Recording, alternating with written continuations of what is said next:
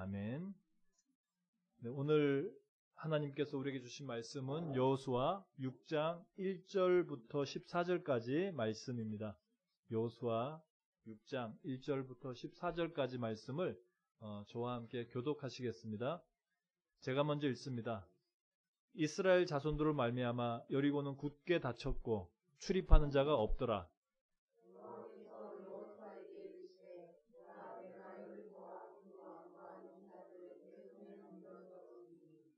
너희 모든 군사는 그 성을 둘러 성 주위를 매일 한 번씩 돌되 엿새 동안을 그리하라.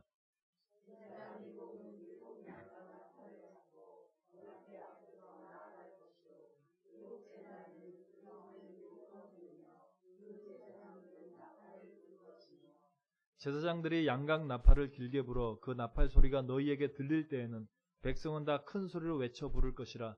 그리하면 그 성벽이 무너져 내리리니 백성은 각기 앞으로 올라갈지니라 하시매.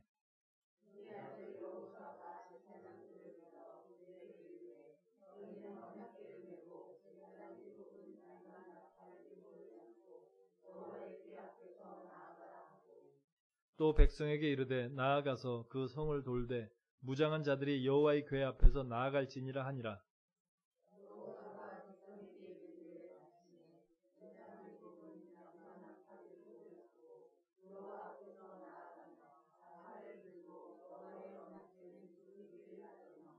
그 무장한 자들은 나팔 부는 제사장들 앞에서 행진하며 후구는 그의 뒤를 따르고 제사장들은 나팔을 불며 행진하더라.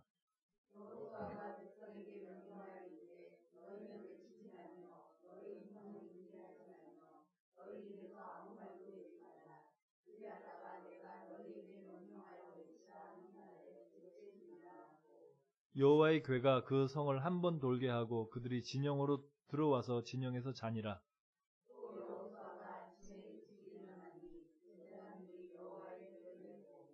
제사장 7은 양각나팔 7을 잡고 여호와의 궤 앞에서 계속 행진하며 나팔을 불고 무장한 자들은 그 앞에 행진하며 후구는 여호와의 궤 뒤를 따르고 제사장들은 나팔을 불며 행진하니라. 그 둘째 날에도 그 성을 한 번 돌고 진영으로 돌아오니라. 엿새 동안을 이같이 행하니라. 아멘. 네, 자리에 앉으시기 바랍니다.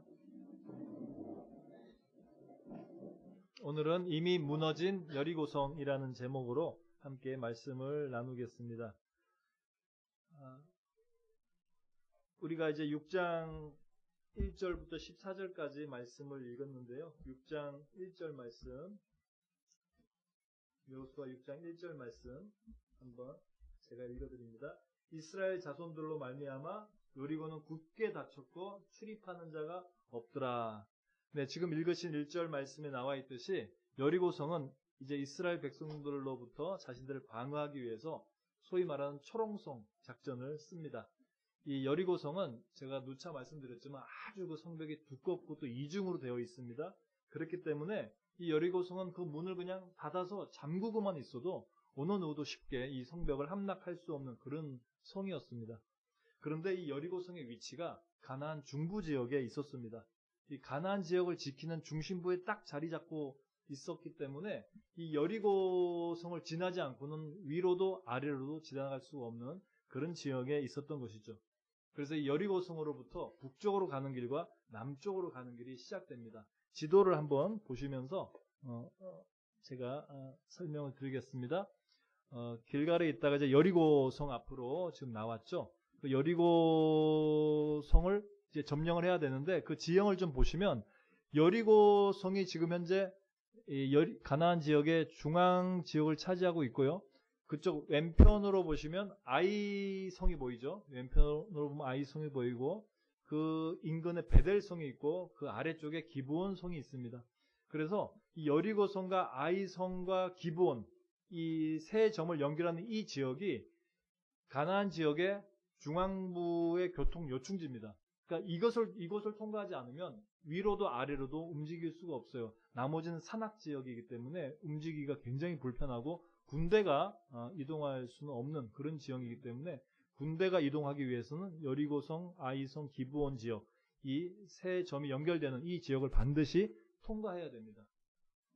하나님은 바로 이곳 여리고성으로 데리고 오셨던 것이죠. 사실 그 당시 뭐 지도가 있었던 것도 아니고 내비게이션이 있던 것도 아니고 이때 이스라엘 백성들은 그저 하나님이 시키시는 대로 했던 겁니다. 하나님이 가라고 하면 가고 멈추라고 하면 멈추고 왼쪽으로 가라고 하면 왼쪽으로 갔던 것이죠. 그래서 그들은 이렇게 보시다시피 여리고성, 하나님이 가서 점령하라고 하신 여리고성으로 왔는데 지형을 보니까 어떻습니까? 여리고성 와서 딱 보니까 이 여리고성을 점령하면 가나안 지역의 위아래로 꼼짝할 수 없는 그런 어떤 맥이었던 것이죠. 그래서 하나님이 이후에 아이성과 기브온성을 연달아 점령하게 하십니다. 그래서 이 이스라엘 백성이 먼저 가나안 지역의 중부 지역을 딱 점령을 하는 거죠. 요충지를 딱 점령을 하고 그렇게 했던 이유가 위아래로 강력한 군대들이 있습니다. 그래서 만약 이들이 연합을 하게 되면 도저히 이겨낼 수 있는 방법이 없는 거예요.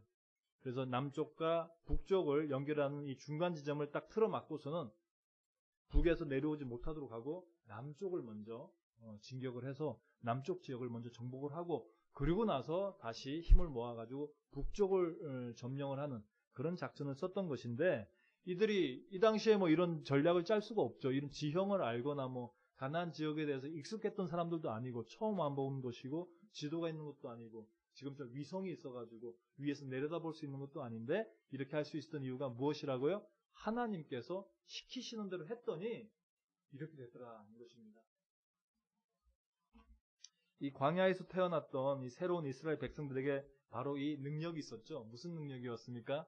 순종의 능력이었습니다. 이들은 하나님 말씀하시면 거기에 토를 달지 않습니다. 그저 시키는 대로 합니다. 바로 이것이 이들의 순종의 능력이었고 그렇기 때문에 이런 나중에 우리는 이제 보고 확인할 수 있지만 이런 전략적인 작전이 가능했다라고 하는 것이죠. 하나님이 처음에 난공불락의 여리고성 앞으로 딱 데리고 왔을 때 이스라엘 민족들은 얼마든지 불평할 수 있었습니다. 아니 하나님 왜 하필이면 첫 번째 전투에서 이렇게 강력한 여리고성과 전투를 하게 하십니까? 그뿐만이 아니었죠. 심지어 하나님은 그들에게 할례까지 행하도록 하십니다. 그래서 꼼짝없이 뭘 할 수 있는 게 아니라 이제는 아무것도 할 수 없는 그런 상태로 만드셨습니다. 이상하지 않습니까? 아니 좀 그 밑에 약한 성들도 있거든요. 좀 그러면 약한 성들하고 좀 붙어가지고 실전도 쌓고 경험도 쌓고 그래서 사기도 올라가고 그러면은 훨씬 더 전술적으로 보았을 때 좋았을 텐데 하나님은 그렇게 하지 않으셨던 거죠. 그런데 이들은 하나님께 불평하지 않았습니다. 그 모든 것들은 하나님께 맡겼습니다. 다 이유가 있으시겠지. 우리 하나님 다 계획이 있으시겠지. 이 백성들은 광야에서 하나님께 새롭게 훈련받은 백성들이었기 때문에 한마디 불평 없이 오직 순종함으로 나아갔고 결국 이들은 적과 꿀이 흐르는 가나안 땅을 얻을 수가 있었던 것이죠. 우리는 여기에서 인생에서 마주치는 우리의 문제들을 우리가 어떤 태도로 바라봐야 하는지에 대한 중요한 원칙들을 깨닫게 됩니다. 우리가 인생을 살다 보면 이런 여리고성과 같은 정말 해결하기 어려운 난제가 우리 인생의 걸림돌이 되기도 하죠. 이 문제들을 어떻게 해결할 것인가? 오늘 본문은 우리에게 세 가지 원칙을 알려줍니다. 첫 번째, 나에게 그 인생의 문제를 주신 분은 누구십니까? 하나님이십니다. 하나님이 허락하셨기 때문에 그 일이 내게 일어난 것입니다. 즉 우리가 그 문제를 해결하고 넘어가야 될 필요가 있기 때문에 그렇게 하신 것이지 아무 의미 없이 그냥 우리를 괴롭히려고 하신 것은 절대로 아니라고 하는 것이죠. 앞에서 말씀드렸던 것처럼 이 가나안 땅의 여리고성은 지리적으로 봤을 때 이스라엘 백성들이 가나안 땅을 차지하기 위해서는 가장 우선적으로 점령해야 되는 곳이 맞습니다.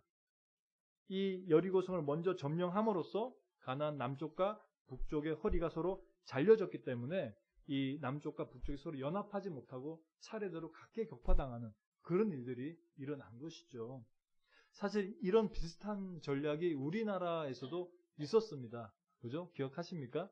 우리나라 6.25 전쟁 때 갑자기 북한에서 급습을 해가지고 내려오니까 뭐 막아낼 방도가 없어서 순식간에 저 경상도 지역까지 밀렸어요. 그죠? 경상도 지역까지 쭉 밀고 내려갔는데 대한민국을 빼앗기게 됐죠. 그랬을 때 미국의 메가더 장군이라고 하는 분이 나타났습니다.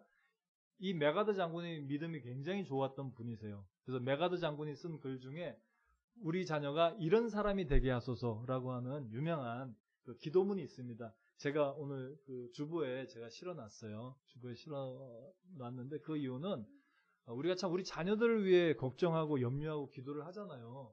근데 사실 기도를 하면서 우리 자녀들을 위해서 어떻게 기도해야 될까에 대해서 우리가 좀 생각을 해봐야 될 것 같다는 생각이 들었어요. 우리 자녀 뭐 그냥 돈 벌게 해야 될지, 좋은 직장 가게 하는 게 좋을지, 좋은 대학 가는 게 좋을지, 어떻게 기도해야 될지 좀 알아야 될 것 같아요. 그래서 제가 그 기도문을 올려놨습니다. 올려놓은 걸 보시면, 아, 그렇구나. 우리 자녀들을 위해서 우리가 이렇게 기도해야 되는구나. 라고 하는 그런 힌트를 얻으실 수 있을 것 같아요. 이 메가드 장군이 당시 아주 불리하던 정말 경상도 딱 그 부산을 중심으로 한 그 지역만 남았을 때 이 메가드 장군이 아주 대단한 전쟁사에, 이게 세계 3대 전쟁이라고 그러더라고요. 3대 전쟁사에 남아있을 만큼 아주 대단한 상륙작전을 펼칩니다. 바로 저 인근에 있는 인천, 그죠? 인천 상륙작전을 펼치게 되죠. 메가드 장군이 딱 보니까 다시 경상도에서 또 밀고 올라간다는 거는 어려운 일인 거예요. 왜냐하면 북에서 계속 내려오고 있으니까 차라리 허리를 자르자. 그래서 인천에서 기습적으로 상륙을 해가지고 북에서 내려오는 북한군을 일단 막아놓고 그리고 그 밑에 남쪽에 북한군을 소탕하는 그런 일들을 한 것입니다. 그 작전과 아주 흡사하게 이 가나안 전쟁도 그렇게 됐던 것이죠. 사실 이 여리고성 전투는 아주 중요한 전투였습니다. 이 여리고성 전투가 만약에 성공하지 못했다면 이 가나안 지역을 점령하는 것은 매우 어려웠을 거예요. 아마 위쪽과 아래쪽 서로 연합해서 공격을 했으면 이스라엘군이 버텨내지 못했을 것입니다. 아주 핵심적인 역할을 했던 것이 이 여리고성 전투였고 바로 그랬기 때문에 하나님이 이 여리고성 앞으로 이들을 데리고 온 것입니다. 여러분 인생에 생각지도 못한 이 여리고성과도 같은 그런 인생의 어려움이 나타날 때가 있습니다. 그런데 여러분, 그것은 여러분이 반드시 건너가야 할 것입니다. 이겨내야 할 것입니다. 그리고 그것을 이겨내면 무엇이 기다리고 있습니까? 하나님이 약속하신 약속의 땅이 여러분들 앞에 기다리고 있음을 믿으시기 바랍니다. 두려워하지 마시고 건너가십시오. 이겨내십시오. 우리를 향하신 하나님의 생각이 무엇이라고 하셨습니까? 예레미야 29장 말씀 한번 같이 보시겠습니다. 예레미야 29장 말씀 1096페이지에 있습니다. 구약성경 1096페이지. 구약성경 1096페이지에 있는 예레미야 29장 11절 말씀. 11절 말씀을 우리 한번 같이 읽습니다. 1096페이지, 구약성경 1096페이지 예레미야 29장 11절 말씀입니다. 11절 말씀. 다 함께 읽겠습니다. 시작. 여호와의 말씀이니라. 너희를 향한 나의 생각을 내가 아나니 평안이요 재앙이 아니니라. 너희에게 미래와 희망을 주는 것이니라. 아멘. 하나님 말씀하십니다. 너희를 향한 나의 생각은 재앙이 아니고 평안이요 미래의 희망을 주려 하시니라. 하나님이 우리의 그 문제를 주신 것은 재앙이 아닙니다. 그 문제를 통해서 결국은 더 큰 평안을 얻게 하시고 미래의 희망을 주시기 위해서 그리하셨음을 여러분 믿으시기 바랍니다. 우리는 현재를 바라봐요. 어떨 때는 과거에 붙들립니다. 근데 하나님은 어디를 바라보십니까? 하나님은 미래를 바라보고 계십니다. 하나님 미래를 바라보시면서 우리에게 이처럼 말씀하십니다. 로마서 8장 18절에 이렇게 말씀하시죠. 현재의 고난은 장차 우리에게 올 그 나타날 영광과 좋게 비교할 수 없도다. 현재의 고난은 미래의 하나님이 여러분들에게 보여줄 그 영광과 비교할 수 없다라고 여러분에게 약속하고 있습니다. 하나님, 왜 하필이면 저에게 이런 문제를 주셨습니까? 저한테 왜 이러세요? 이런 불평은 우리 문제 해결에 아무런 도움이 되지 않습니다. 정신을 바짝 차리고 우리가 선포해야 됩니다. 하나님 내게 주신 이 문제를 주신 것은 반드시 이유가 있을 것이다. 하나님 내게 재앙을 주시려는 것이 아니라 평안과 희망을 주시겠다고 하셨으므로 나는 반드시 이 문제를 해결하고 넘어갈 수 있을 것이다. 이 믿음을 가질 때 결국 여러분들에게는 하나님의 평안과 미래의 희망이 임할 줄로 믿습니다. 이제 우리가 두 번째로 생각해야 할 것은 하나님이 이미 승리를 약속하셨다는 것입니다. 2절 말씀, 여호수아 2절 말씀, 6장 2절 말씀 읽어드립니다.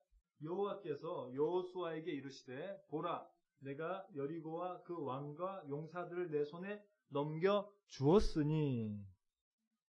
여러분 지금 읽으신 이 2절 말씀을 잘 보시면 여리고와 그 왕과 용사들을 내 손에 넘겨 주었다 그랬습니다.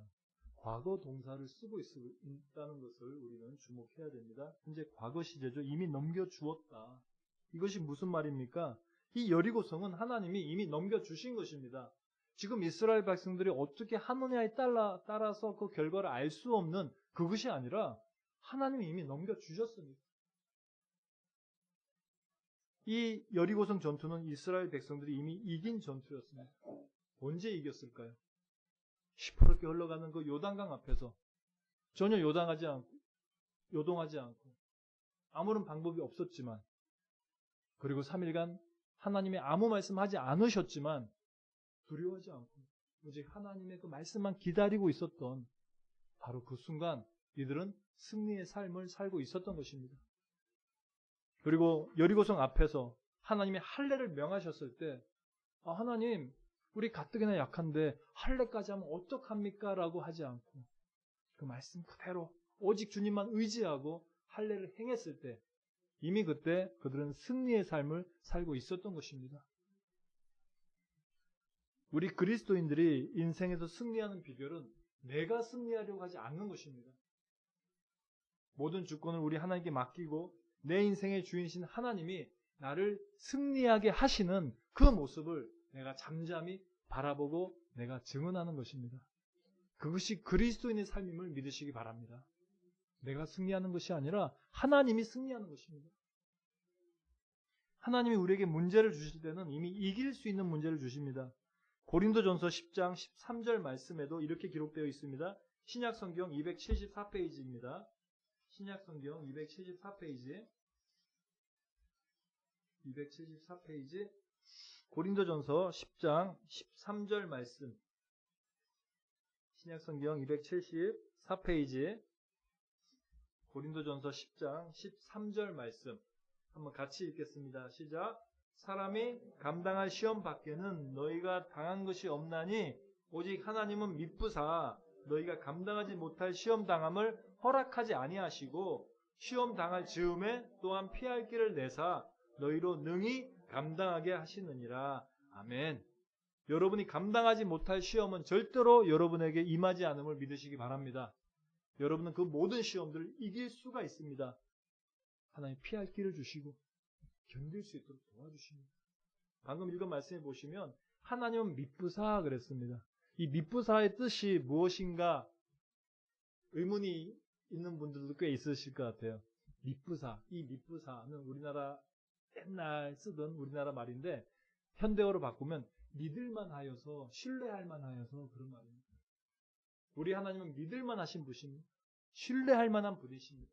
무엇을 신뢰할 수 있습니까? 여러분들에게 감당하지 못할 시험은 절대 주지 않는 분임을 여러분 믿으시기 바랍니다. 이러한 믿음을 가지고 우리 인생에서 여리고와 같은 난공불락의 문제에 부딪힌다 할지라도 두려워하지 말고 하나님이 이미 승리케 하셨음을 여러분 믿으시기 바랍니다. 마지막으로 우리가 인생의 문제들에 대해서 가져야 할 태도는 그 문제를 놓고 기뻐하고 감사하라는 것입니다. 아니 내 인생에 문제가 빠졌는데 왜 내가 기뻐하고 감사해야 하겠습니까? 그것은 우리가 첫 번째, 두 번째 했던 이야기를 다시 기억하면 됩니다. 첫 번째가 무엇이었습니까? 우리에게 문제를 주신 분은 하나님이시라는 사실입니다. 하나님이 주도하고 계십니다. 하나님이 우리에게 그 문제를 주신 것은 그것을 통해 더 큰 것을 주려고 하시는 것이죠. 우리가 주님 말씀에 순종함으로 이 여리고 성에서만 승리하면 무엇이 우리의 것이 됩니까? 하나님의 약속하신 땅, 가나안 땅이 우리의 것이 되는 것입니다. 하나님은 우리에게 더 큰 것을 주시기 위한 중간 단계로서 지금 현재의 문제를 한번 풀어보게 하시는 것입니다. 그리고 더 중요한 두 번째 문제가 있습니다. 하나님이 주신 그 문제는 이미 우리가 이길 수 있는 문제라고 하는 것입니다. 하나님 그 문제를 통해서 우리에게 재앙을 주시려는 것이 아니라 평안과 희망을 주시려고 하심으로 우리는 그 문제를 이겨낼 수 있습니다. 자, 그렇다면 우리가 이러한 문제들 앞에서 좌절해야 되겠습니까? 절망해야 되겠습니까? 아니요. 오히려 기뻐하고 감사해야 됩니다. 왜냐하면 그 문제는 하나님의 약속과 평안과 소망이 옵션으로 같이 붙어있기 때문입니다. 여러분이 그 문제를 해결하고 두려움 없이 나아갈 때 하나님이 약속하신 평안과 소망이 여러분의 것이 됨을 여러분 기억하시기 바랍니다. 그런데 우리가 이렇게 인생의 문제 앞에서 기뻐하고 감사할 때 누가 제일 황당할까요? 황당한 무리들이 있습니다. 바로 이 공중의 권세 잡은 자들, 악한 영들. 그들은 우리가 그 어려운 문제에 부딪히면 절망할 줄 알았습니다. 쓰러질 줄 알았습니다. 하나님을 부인할 줄 알았습니다. 입술로 범죄할 줄 알았습니다. 그렇게 하지 않냐? 하나님을 바라보고 한 마음으로 뜨겁게 나아가니 우리 안에 이 악한 영이 범접할 수가 없고 우리를 떠나가게 되는 것입니다. 그래서 이 여리고성 주위에서 하나님이 이스라엘 백성들에게 시켰던 이 행진이 바로 이 기쁨과 감사의 행진이었습니다. 3절, 여호수아 6장 3절, 4절 말씀, 3절과 4절 말씀 읽어드립니다. 너희 모든 군사는 그 성을 둘러 성 주위를 매일 한 번씩 돌되 엿새 동안을 그리하라. 제사장 7은 7 양각 나팔을 잡고 언약궤 앞에서 나아갈 것이요 7째 날에는 그 성을 7번 돌며 그 제사장들은 나팔을 불 것이며.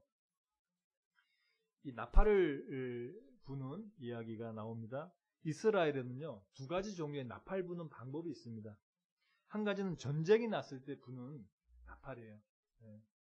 그리고 두 번째로는 뭐 유월절과 같은 그런 명절의 날, 축제의 날 부는 나팔입니다. 나팔을 부는 방법이 다릅니다. 그래서 전쟁의 시작을 알리는 이때 나팔을 부는 방법은 하초츠라라고 합니다. 하초츠라. 이때는 이 하초츠라의 나팔이 불려지면 전쟁 준비를 해야 되고 진격 앞으로 그런 뜻입니다. 그런데 감사의 축제, 하나님께 제사를 올려드릴 때 부는 나팔은 소파르라고 합니다. 히브리어로 소파르라고 합니다. 이것은 감사와 기쁨을 상징하는 그런 나팔 소리입니다. 자, 전쟁 시에 사용된 나팔은 기억하십시오. 하초츠라. 그죠? 그리고 명절 때 평안과 축복을 상징하는 나팔은 소파르입니다. 그러면 이 여리고성 앞에서 지금 나팔을 불거든요. 이때 이 나팔을 불라고 할 때 쓰여진 단어는 하초츠라였을까요? 소파르일까요? 하초츠라. 그렇죠. 우리 생각에는 하초츠라야 될 것 같아요. 여기에 하나님의 놀라운 뜻이 숨겨져 있습니다. 아마 이 나팔 소리의 의미를 여리고성 사람들이 알았다면 아마 다 기절초풍하고 심장마비가 걸렸을 거예요. 오늘 본문인 여호수아 6장 1절부터 14절까지 내용에 이 나팔을 분다라는 단어가 7번이 나옵니다. 무려 7번이 나옵니다. 왜? 너무너무 중요한 의미이기 때문에 그렇습니다. 한번 찾아볼까요? 4절 말씀. 4절 말씀 보시니까 뒷부분에 그죠? 제사장들은 나팔을 불 것이며 5절 말씀 보니까 앞부분에 양각 나팔을 길게 불어. 8절 말씀 보시니까 보면 중간 후반부에 나아가면 나팔을 불고 9절에는 2번이 나옵니다. 앞부분에 무장한 자들은 나팔 부는 제사장들 앞에서 그리고 맨 뒤에 제사장들은 나팔을 불며 행진하더라. 13절에 2번 나옵니다. 중간 부분에 행진하며 나팔을 불고 그리고 맨 뒷부분에 제사장들은 나팔을 불며 행진하니라. 왜 하나님은 나팔을 분다는 이 단어를 7번이나 사용하고 있을까요? 너무나 중요한 의미를 갖고 있기 때문입니다. 이 7번의 단어는 모두 하초츠라가 아니라 소파르라는 단어를 사용하고 있습니다. 얼핏 생각하기에 이해가 가지 않습니다. 지금 전쟁을 치르고 있는데 하초츠라를 불러야죠. 그죠? 막 앞으로 나아가야죠. 그런데 하나님은 전쟁의 시작을 알리는 하초츠라가 아니고 하나님의 축복과 평안을 상징하는 축제 나팔인 소파르를 부르라고 말씀하십니다. 왜 그랬을까요? 하나님 왜 상황에 맞지 않은 나팔을 불게 하셨을까요? 우리가 결론을 내리기 전에 좀 더 자세하게 이때 상황을 한번 보겠습니다. 8절 9절 말씀입니다. 8절 9절. 8절 9절. 여호수아가 백성에게 이르기를 마침에 제사장 7은 양각 나팔 7을 잡고 여호와 앞에서 나아가며 나팔을 불고 여호와의 언약궤는 그 뒤를 따르며 그 무장한 자들은 나팔 부는 제사장들 앞에서 행진하며 후군은 궤 뒤를 따르고 제사장들은 나팔을 불며 행진하더라. 지금 이 여리고성을 도는 행렬에 무장한 자나 군사들이 포함되어 있기 때문에 마치 전투를 위한 행진인 것 같은데, 전투 행렬에는 절대로 제사장들이 들어가지 않습니다. 제사장들이 이렇게 전투 행렬에 들어갔다가 막 죽어버리면 큰일 나잖아요. 제사 올려야 되는데 그렇게 하지 않습니다. 제사장들이 이렇게 들어가 있다라고 하는 것은 이것은 하나님께 제사를 드리는 행렬입니다. 축제의 자리예요. 하나님께 감사와 하나님의 평안을 감사하는 그런 자리입니다. 여기에 포함된 무장한 자나 군사들은 하나님의 언약궤를 보호하기 위한 사람들이에요. 전투를 위한 사람들이 아니라 하나님의 언약궤를 보호하기 위해서 앞뒤로 지금 배치가 되어 있는 겁니다. 그렇다면 지금 여리고성 주위를 도는 이 행렬은 전투를 위한 행렬이 아니라 하나님께 제사를 드리기 위한, 축제를 벌이기 위한 행렬임을 우리가 알 수 있습니다. 무슨 의미의 제사였을까요? 이스라엘 백성들에게 여리고성을 이미 넘겨주신 하나님께 감사하는 행렬이었습니다. 감사하는 제사였습니다. 이스라엘 백성들은 확신하고 있었던 것이죠. 저 여리고성 이미 우리의 것이구나. 우리 이미 승리하였다. 분명한 믿음을 가지고 전투가 아니라 축제하는 마음으로 그 자리에 임했던 것입니다. 이제 말씀을 정리합니다. 여리고성은 누가 봐도 쉽게 무너지지 않은 난공불락의 성입니다. 실제로 여리고성은 이때 딱 한 번 무너진 겁니다. 그 수백 년의 역사 동안. 하나님은 40년간이나 이스라엘 백성들을 광야에서 헤매도록 하시더니 결국 데려다 놓은 것이 바로 이 난공불락의 여리고성이었습니다. 불평이 쏟아지고 불만이 쏟아져 나올 만합니다. 그동안 충분한 시간이 있었는데 더 쉽고 더 편한 곳으로 데려오지 않고 하필이면 가장 강력한 여리고성 앞으로 데리고 오셔서 이제 할례까지 받게 하셨습니다. 하나님이 우리를 이렇게 힘들게 하신 이유가 무엇인지 항의해 볼 만도 합니다. 그러나 이스라엘 백성들은 하나님의 말씀에 절대적으로 순종하고 잠잠하였습니다. 하나님의 말씀을 기다렸습니다. 왜 그랬습니까? 답은 아주 간단합니다. 그들은 하나님을 믿었습니다. 믿으신 하나님을 신뢰했습니다. 하나님께 주신 문제는 다 이유가 있고 의미가 있을 것이라고 생각했습니다. 하나님은 그 문제를 통해서 내게 주시려는 것이 재앙이 아니요 평안이요 희망임을 알았기 때문에, 그리고 그 문제는 내가 얼마든지 감당할 수 있을 것이라고 그들은 믿었기 때문에 그 문제를 이기고 넘어가면 하나님의 약속하신 그 가나안 땅으로 들어가게 될 것을 그들은 알고 있었습니다. 그래서 이들은 초롱성같이 단단하게 성문을 딱 닫고 있는 저 여리고성 앞에서 아무 두려움 없이 좌절하지 않고 하나님이 그들에게 주신 것에 대해 감사하면서 찬양하는 이 축제의 행진을 벌이고 있는 것입니다. 우리가 인생을 살다 보면 반드시 이러한 여리고성과 같은 문제들을 만나게 됩니다. 그리고 한 번 만나고 끝나는 것이 아니라 우리는 끊임없이 이러한 문제들을 마주하게 될 것입니다. 그럴 때마다 우리 어떤 태도를 가지고 이러한 문제들을 대해야 되겠습니까? 어떠한 문제든지 하나님이 허락하지 않으신 것은 한 가지도 없다는 것입니다. 그런데 그 하나님이 여러분들을 사랑하십니다. 그냥 사랑하시는 것이 아니라 그 아들 예수 그리스도를 이 땅에 보내실 만큼, 그를 저 십자가에 못 박히고 온 물과 피를 다 쏟게 하실 만큼 여러분들을 사랑하신다는 것입니다. 그래서 하나님이 우리에게 주신 이 인생의 문제들은 우리를 괴롭게 하시는 것이 절대로 아닙니다. 여러분들을 단련시키시고 더 좋은 곳으로 인도해 가시려는 하나님의 축복의 도구입니다. 우리의 미래에 희망을 주시려는 이 하나님을 여러분 믿으시기 바랍니다. 사랑하는 성도 여러분, 이제 앞으로의 인생을 살면서 아무리 어려운 문제를 만난다 할지라도 두려워하지 말고 하나님의 신실하심과 선하심을 끝까지 믿으시기 바랍니다. 그리하여 인생의 요단강과 여리고성을 뛰어넘어서 하나님이 예비하신 이 축복의 땅에 들어가시는 우리 모든 사랑하는 사랑의 숲교회 성도님들 되시기를 주님의 이름으로 축원합니다.